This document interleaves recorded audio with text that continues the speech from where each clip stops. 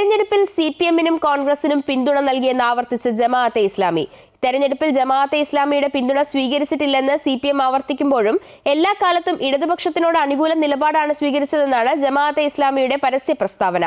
2024 രാജ്യത്തെ എല്ലാ സെക്യുലർ പാർട്ടിക്കും ജമാഅത്തെ ഇസ്ലാമി പിന്തുണ നൽകിയെന്നും സിപിഎമ്മിനോട് എല്ലാ കാലത്തും അനുകൂല നിലപാട് സ്വീകരിച്ചതായും ജമാഅത്തെ ഇസ്ലാമി കേരള അമീർ പി മുജീബ് റഹ്മാൻ കോഴിക്കോട് പറഞ്ഞു. നാളിതുവരെ സിപിഎമ്മിനെ പിന്തുണച്ച ജമാഅത്തെ ഇസ്ലാമി 2019 UDF-ന് കേരളത്തിൽ പിന്തുണ നൽകിയെന്നും കൂട്ടിച്ചേർത്തു. ഇന്ത്യൻ നാഷണൽ കോൺഗ്രസിന് അതിൻ്റെ ധർമ്മം നിർവഹിക്കാനുണ്ട്, അതിൽ മുസ്ലിം ലീഗിന് അതിൻ്റെ ധർമ്മം നിർവഹിക്കാനുണ്ട്.